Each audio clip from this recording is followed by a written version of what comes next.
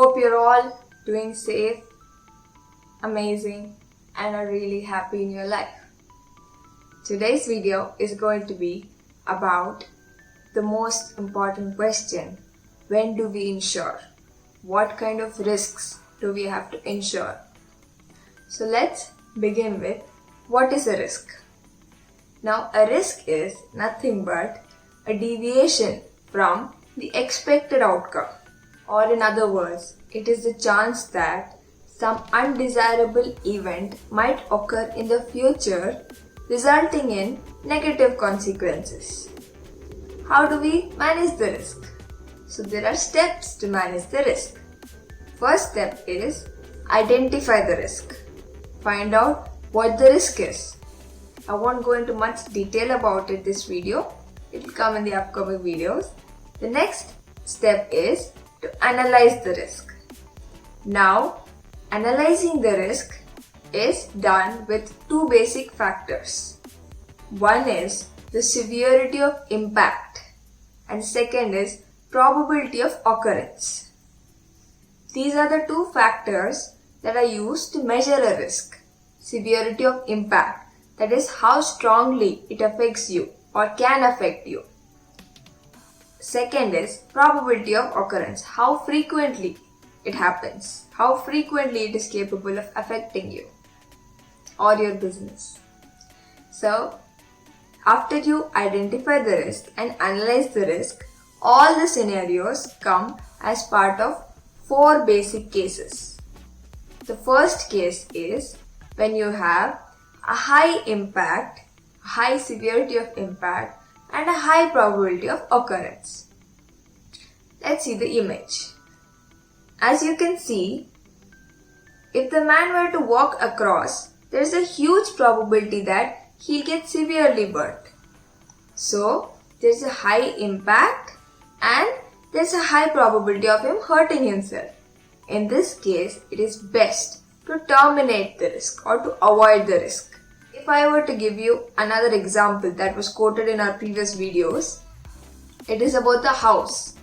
The house that was in a location where two rivers converge. Now that location is very prone to flood. So there is a high probability of a flood occurring. And flood obviously has high impact. High impact, high probability. What should a person do? They should just move out of that place. Find another place to live or set up your factory. That is the best way to tackle this sort of risks. Now the second way is when you have low impact and high probability of occurrence. As you can see in the image, the fire is not that strong. So the impact is less. The man may get some light burns. But the probability of occurrence is high, which means for sure he has to get into the fire. For sure he's going to get a little burn. He cannot escape it. So in this case, you treat the risk. If you think you can take the risk based on your risk appetite, go for it. If you cannot take the risk, just terminate the risk like you did in the previous case. Just avoid the risk. It's based on your risk appetite. So you treat it. Now the third scenario is when you have high impact and low probability of occurrence. This is the most important one. So listen carefully. As you can see, the chances of the man not being able to cross is less. He probably can jump across. So if you see, the probability is less. But if he were to fall inside, the impact is going to be huge. So in this case, there is a huge impact and low probability. There is a huge impact of him falling inside and hurting himself. And there is a low probability, that is, he may not actually slip. So this is the case when you transfer the risk. Whom do we transfer it to? The insurance company. Let me give you a real life example. Currently this COVID menace is going on. There are a lot of health insurance policies that are available. What do?